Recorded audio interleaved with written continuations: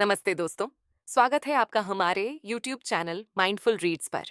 आज हम बात करेंगे सौरभ मुखर्जी की किताब कॉफी कैन इन्वेस्टिंग पर। नमस्कार और स्वागत है इस खास चर्चा में। सोचिए जरा मिस्टर तलवार की कहानी। सालों की मेहनत, अच्छी नौकरी, सब कुछ बढ़िया।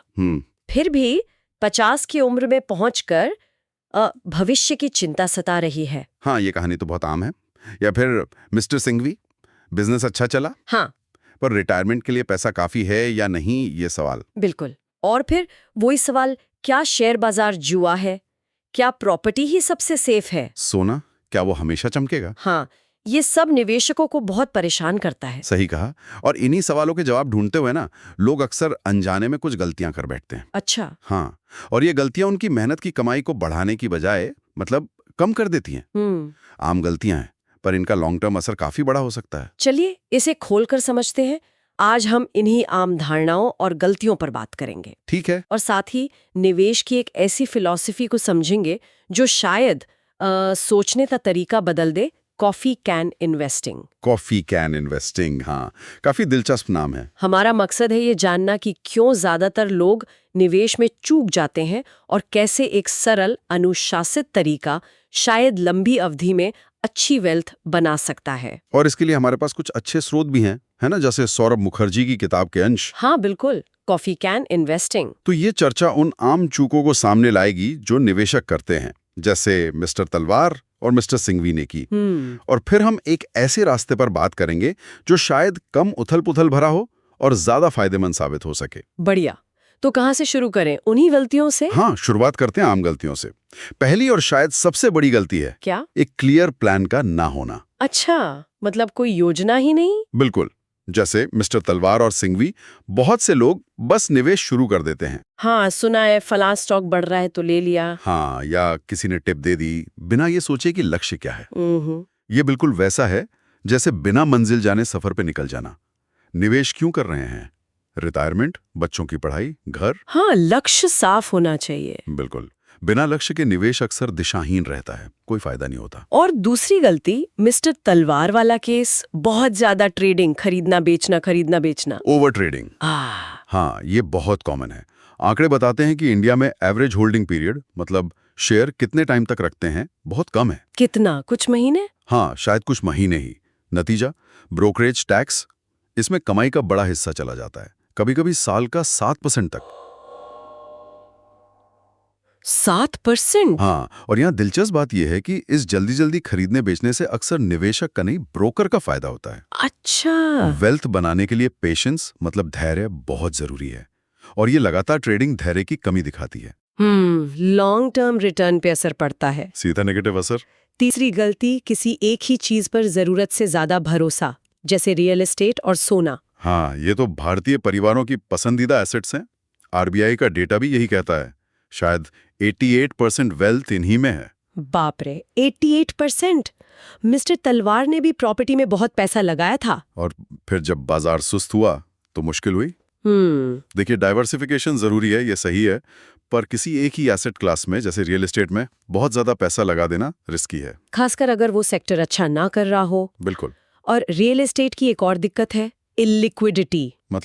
मतलब जरूरत पड़ने पर फटाफट बेचना मुश्किल, और बेचने की कॉस्ट, स्टैम्प ड्यूटी, रजिस्ट्रेशन, वो भी बहुत ज्यादा। अच्छा। चौथी गलती, जिस पर शायद ध्यान कम जाता है, हाई कॉस्ट और कमीशन। हाँ, छुपी हुई लागतें, जैसे पहले के यूएलआईपीज में होती थी। मिस्टर तलवार ने भी ब्रोकरेज और इंश्योरेंस प्रीमियम में काफी पैसा गंवाया। ये कॉस्ट, चाहे वो फंड मैनेजमेंट फीस हो, ब्रोकरेज हो, एडवाइजर कमीशन हो, ये छोटे लगते हैं, शायद 1-2%। हाँ, लगता है क्या फर्क पड़ेगा। लेकिन लॉन्ग टर्म में ये रिटर्न को बहुत कम कर देते हैं।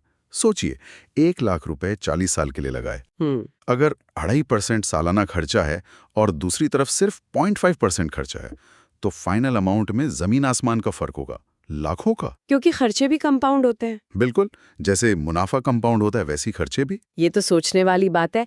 पांचवी गलती, बहुत तेज हाई रिटर्न के पीछे भागना। हाँ, वो शॉर्टकट वाला चक्कर।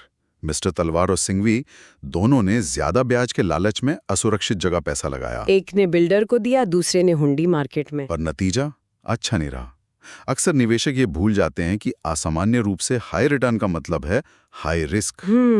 टिकाऊ भरोसेमंद रिटर्न ज्यादा जरूरी है, ना कि वो लुभावना ऑफर जिसमें प्रिंसिपल ही डूब जाए। सही बात। और छठी गलती, मार्केट को टाइम करने की कोशिश। ओहो, ये तो क्लासिक है। मिस्टर सिंघवी की तरह बाजार चढ़ा तो जोश में खरीदा और गिरा तो डर कर बेच दिया। हाँ, लगता है कि वो मार्केट का टॉप और बॉटम पकड़ लेंगे। क्या ये मुमकिन है? सच तो ये है कि मार्केट को परफेक्टली टाइम करना लगभग नामुमकिन है। बड़े बड़े एक्सपर्ट्स नहीं कर पाते। तो कोशिश में नुकसान ही होता है। अक्सर ज्यादा कीमत पर खरीदते हैं, कम पर बेच देते हैं। बात यह है कि टाइम इन द मार्केट यानी बाजार में टिके रहना ज्यादा जरूरी है टाइमिंग द मार्केट से। और सातवीं गलती, इन्फ्लेशन और टैक्स को इग्नोर करना। हाँ, महंगाई और टैक्स। मिस्टर तलवार सोचते थे सोना सेफ है, पर इन्फ्लेशन एडजस्ट करें तो रियल रिटर्न कितना था? सिर्फ 2%। सिर्फ 2%? हाँ, और इक्विटी में भी अगर जल्दी प्रॉफिट बुक किया तो short term capital gain tax लगता है, वो भी रिटर्न कम करता है। तो असली रिटर्न वो है जो महंगाई और टैक्स के बाद बचे। निश्चित रूप से आपकी खरीदने की ताकत कितनी बड़ी, वो है असली रिटर्न। 10% रिटर्न कमाया पर महंगाई 7% थी, तो फायदा सिर्फ 3% के करीब हुआ। ये ध्यान रखना बहुत जरूरी है। तो ये थी कुछ आम गलतियां। अब थोड़ा रियल एस्टेट और गोल्ड पर और बात करते हैं। रियल एस्टेट इतना पॉपुलर क्यों है भारत में? कारण तो है रोटी कपड़ा मकान वाली जरूरत। सोशल स्टेटस भी जुड़ा है। हाँ, और वो 2003 से 2013 वाला बूम पीरियड भी लोगों को याद है। लेकिन असलियत क्या है आज? हाँ, पर हकीकत भी देखनी होगी। जैसा हमने कहा, इलिक्विड है, बेचने की कॉस्ट बहुत ज्यादा, 10% या उससे भी ज्यादा। टैक्सेशन भी इक्विटी जितना फायदेमंद नहीं है। नहीं, और सबसे बड़ी बात, रेंटल यील्ड, किराए से कमाई भारत में बहुत कम है, करीब 1.5% से 3%। दुनिया में सबसे कम में से एक। हाँ, तो बस कीमत बढ़ने के भरोसे रहना पड़ता है। और कीमतें क्या वो हमेशा बढ़ती हैं? हमने सुना है प्रॉपर्टी की कीमतें प्रति व्यक्ति आय के मुकाबले काफी ज्यादा है भारत में। हाँ, आंकड़े यही दिखाते हैं। तो सवाल उठता है कि लगातार कौन खरीदेगा? और इतिहास देखें तो 1995-97 में क्रैश भी हुआ था। वो याद दिलाता है कि कीमतें गिर भी सकती हैं। मतलब ये मेथक है कि प्रॉपर्टी के दाम सिर्फ ऊपर जाते हैं। बिल्कुल। और हाल के जो रिफॉर्म्स हुए, रेरा, जीएसटी, डिमोनेटाइजेशन, उन्होंने सेक्टर को ट्रांसपेरेंट बनाने की कोशिश की है। बिल्कुल। उसका भी असर कीमतों पर दिखा है। और सोना, वो तो हमेशा सेफ हेवन माना गया है। पारंपरिक रूप से हाँ, शायद पोर्टफोलियो में थोड़ी सी जगह उसकी हो सकती है मुसीबत के समय के लिए, लेकिन लॉन्ग टर्म में इन्फ्लेशन एडजस्टेड रिटर्न देखें तो बहुत कम रहा है। मिस्टर तलवार वाला 2% का उदाहरण। हाँ, तो दौलत बनाने का ये शायद सबसे कारगर तरीका नहीं है। तो अगर रियल एस्टेट और गोल्ड बेस्ट ऑप्शन नहीं है और गलतियों से बचना है, तो रास्ता क्या है? यहीं पर इक्विटी की बात आती है ना, खासकर लॉन्ग टर्म के लिए। हाँ, अब बात और रोचक हो जाती है। अगर हम हिस्टोरिकल डेटा देखें तो बीएसई सेंसेक्स ने 1979 से अब तक लगभग 15.8% का सीएजीआर दिया है। सीएजीआर मतलब कंपाउंडेड एनुअल ग्रोथ रेट। हाँ, यानी औसतन हर साल 15.8% की ग्रोथ, अगर आप प्रॉफिट को भी री इन्वेस्ट करते रहें। सोचिए, 1990 में लगाया 1 लाख रुपए, 2017 तक इक्विटी में कितना बन गया होगा? और उसकी तुलना एफडी या गोल्ड से करें तो जबरदस्त फर्क है। स्रोत में इसका एक चार्ट भी है। और इक्विटी में टिके रहने का क्या फायदा है? आपने पेशेंस प्रीमियम की बात की थी। हाँ, धैर्य का प्रीमियम। आंकड़े ये दिखाते हैं, अगर आप सिर्फ एक दिन के लिए बाजार में हैं तो प्रॉफिट की संभावना करीब 51%, मतलब लगभग टॉस जैसा। ठीक है। लेकिन अगर आप 1 साल तक टिके रहते हैं तो संभावना बढ़कर 70% हो जाती है। अच्छा। और अगर 10 साल या उससे ज्यादा टिके रहते हैं तो हिस्टोरिकली पॉजिटिव रिटर्न की संभावना लगभग 100% हो जाती है। 100%? मतलब जितना लंबा रुकेंगे सक्सेस रेट उतना बढ़ेगा और रिस्क कम होगा। बिल्कुल। सिर्फ रिटर्न की संभावना ही नहीं बढ़ती, वोलेटिलिटी यानी उतार चढ़ाव वो भी कम होता है। वोलेटिलिटी, उसे कैसे मापते हैं? हाँ, और फिर है कंपाउंडिंग की ताकत। हाँ, वो तो सुना है। इसे एक सरल उदाहरण से समझें। मान लीजिए आपके पास 2 स्टॉक्स हैं। एक हर साल 26% बढ़ता है, ठीक। दूसरा हर साल 26% गिरता है। शुरू में दोनों में बराबर पैसा लगाया, तो क्या होगा? 10 साल बाद गिरने वाला स्टॉक तो लगभग 0 हो जाएगा, लेकिन बढ़ने वाले स्टॉक की वैल्यू इतनी ज्यादा हो जाएगी कि आपका पूरा पोर्टफोलियो करीब 17.6% सीएजीआर से बढ़ चुका होगा। कमाल है। मतलब जीतने वाले स्टॉक्स का असर बहुत बढ़ जाता है। हाँ, और हारने वाले महत्वहीन हो जाते हैं। ये तो वाकई सोचने वाली बात है। इसी लॉन्ग टर्म और धैर्य से जुड़ा है वो कॉन्सेप्ट जिसका हमने शुरू में जिक्र किया था, कॉफी कैन इन्वेस्टिंग। हाँ, कॉफी कैन। ये क्या है और इसका ये नाम इतना अजीब क्यों? ये आइडिया रॉबर्ट किर्बी नाम के एक अनुभवी अमेरिकी निवेशक का था। नाम एक पुरानी कहानी से आता है। अच्छा। पुराने जमाने में लोग शेयर सर्टिफिकेट्स खरीदकर उन्हें एक खाली कॉफी के टिन में बंद करके कहीं रख देते थे, अटारी में या किसी कोने में, और भूल जाते थे। हाँ, सालों तक।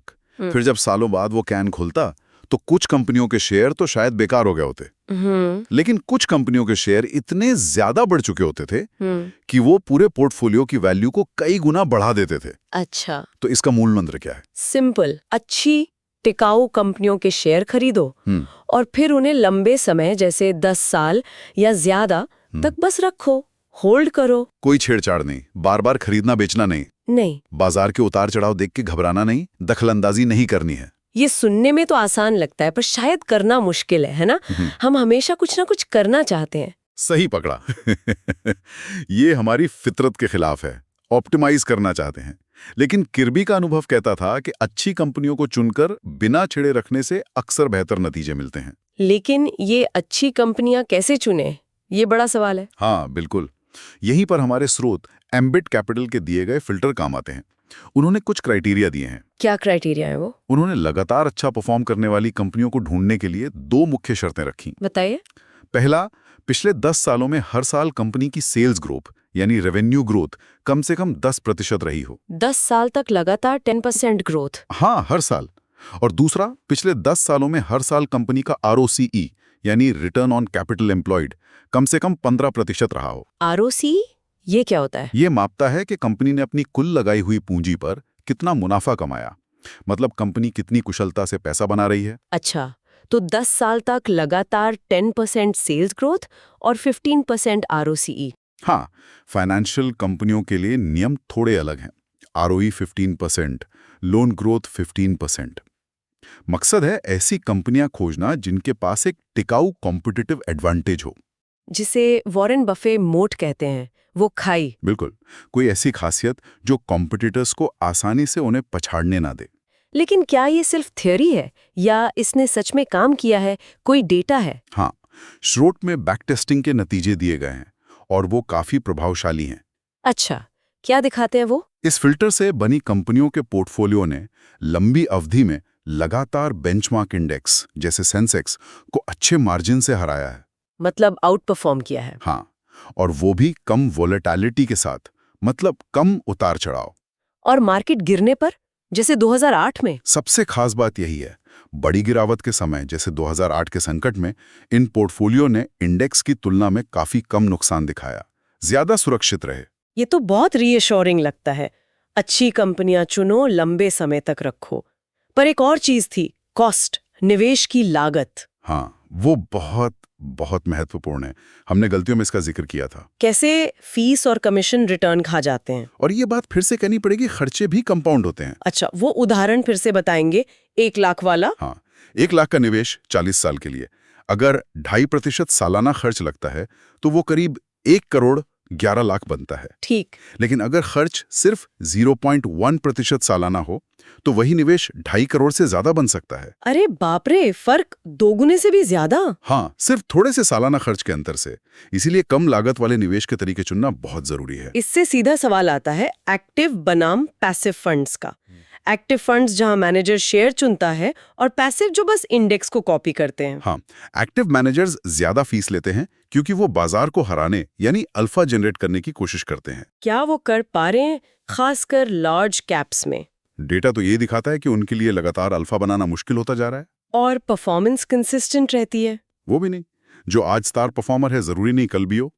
दूसरी तरफ पैसिव फंड्स जैसे ETFs, एक्सचेंज ट्रेडेड फंड्स। हाँ, ETFs। हाँ, वो बस इंडेक्स को ट्रैक करते हैं, उनकी कॉस्ट बहुत कम होती है, अक्सर 0.1% से 0.5% सालाना, जबकि एक्टिव फंड्स की 0.25% से 2.5% तक हो सकती है। तो बहुत फर्क है कॉस्ट में। हाँ, इसीलिए अमेरिका जैसे मार्केट्स में पैसा एक्टिव से पैसिव की तरफ जा रहा है।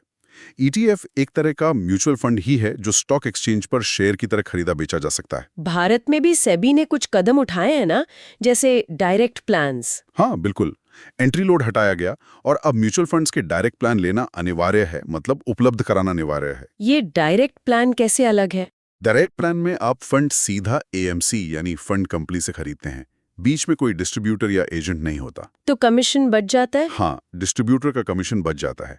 इसलिए उसी फंड के रेगुलर प्लान के मुकाबले डायरेक्ट प्लान का सालाना खर्चा, जिसे एक्सपेंस रेशो कहते हैं, वो 0.5% से 1% तक कम होता है। और ये बचत सीधे निवेशक के रिटर्न में जुड़ जाती है? बिल्कुल, जो लॉन्ग टर्म में बड़ा फर्क डालती है। अब सिस्टम क्लियर है। आप चाहें तो सलाहकार को फीस देकर से सलाह लें या फिर डिस्ट्रीब्यूटर के जरिए निवेश करें, जहां उन्हें फंड हाउस से कमीशन मिलता है। तो कम लागत पर फोकस जरूरी है। अच्छा, अब एक आखिरी सवाल, छोटी कंपनियां, स्मॉल कैप्स, क्या उनमें ज्यादा रिटर्न की संभावना होती है? हाँ, अक्सर ऐसा माना जाता है और इसमें कुछ सच्चाई भी है। क्यों? स्मॉल कैप्स में तेजी से बढ़ने की क्षमता ज्यादा हो सकती है। उन पर रिसर्च कवरेज कम होती है, तो डिस्कवरी का चांस रहता है। जब वो अच्छा करती हैं, तो बड़े निवेशक आते हैं, शेयर बढ़ता है। भारत में हिस्टोरिकली स्मॉल कैप इंडेक्स ने कई बार लार्ज कैप इंडेक्स से बेहतर परफॉर्म किया है, और जब ब्याज दरें कम होती हैं, तो उसका फायदा भी नहीं ज्यादा मिलता है। लेकिन रिस्क भी तो ज्यादा होता होगा? हाँ, जोखिम निश्चित रूप से ज्यादा होता है। कई कारण हैं। छोटी कंपनियों के लिए बिजनेस को बड़ा बनाना, स्केल अप करना चैलेंजिंग हो सकता है। मैनेजमेंट की कमी हो सकती है। हाँ, प्रोफेशनल मैनेजमेंट की कमी। और फिर नॉन फंडामेंटल रिस्क भी हैं, जैसे अकाउंटिंग की क्वालिटी, प्रोमोटर की नीयत। स्रोत में इसका जिक्र है। अच्छा, मतलब गड़बड़ी की संभावना ज्यादा। हाँ, छोटी कंपनियों में ऐसी आशंका ज्यादा मानी जाती है। तो अगर कोई स्मॉल कैप में पैसा लगाना चाहे तो क्या करे? यहाँ ज्यादा सावधानी बरतनी चाहिए। शायद प्रोफेशनल मदद लेना ज्यादा जरूरी है। जैसे कोई अच्छा फंड मैनेजर या पीएमएस? हाँ, एक अच्छा अनुभवी फंड मैनेजर या पोर्टफोलियो मैनेजमेंट सर्विस चुनना यहाँ ज्यादा महत्व रखता है। स्रोत में गुड एंड क्लीन अप्रोच की बात की गई है। गुड एंड क्लीन यानी ऐसी कंपनियां चुनो जिनका बिजनेस अच्छा हो, गुड, और जिनकी अकाउंटिंग साफ सुथरी, भरोसेमंद हो। ये स्मॉल कैप में खास तौर पर जरूरी है।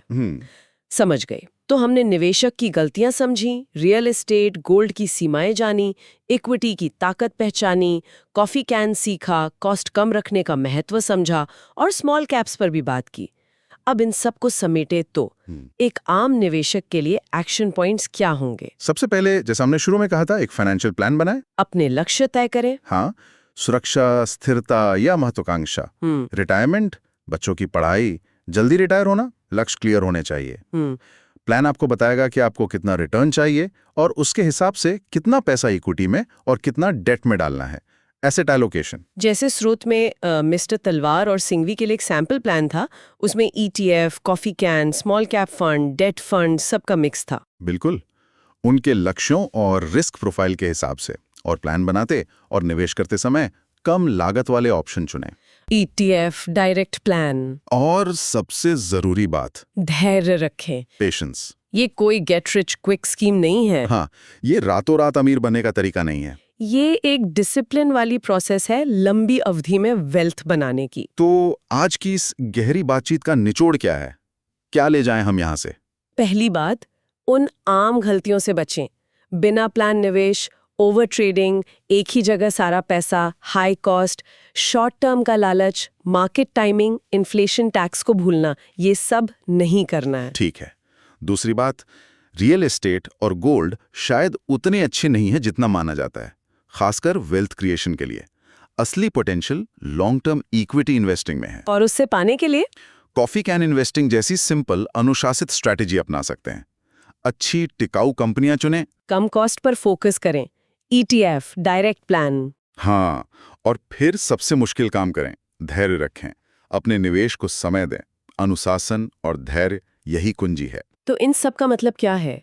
शायद ये रुक कर सोचने का समय है कि क्या हमारी निवेश रणनीति वाकई हमारे लक्ष्यों की तरफ ले जा रही है। कहीं हम अनजाने में ज्यादा फीस या टैक्स तो नहीं दे रहे? कहीं हम रोज के मार्केट के शोर में लंबी अवधि की तस्वीर तो नहीं भूल रहे? बिल्कुल। अगली बार जब आप अपने निवेश पोर्टफोलियो को देखें, तो सिर्फ ये ना देखें कि पिछले साल रिटर्न कितना था। तो क्या देखें? ये भी देखें कि उसकी कॉस्ट कितनी है, उसमें रिस्क कितना है और आपने उसे कितने समय तक रखा है।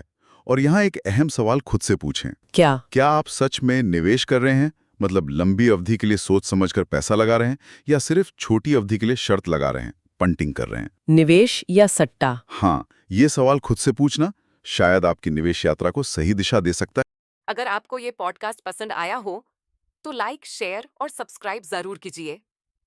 और ऐसे ही नए पॉडकास्ट्स की अपडेट्स तुरंत पाने के लिए बेल आइकॉन दबाना ना भूलें।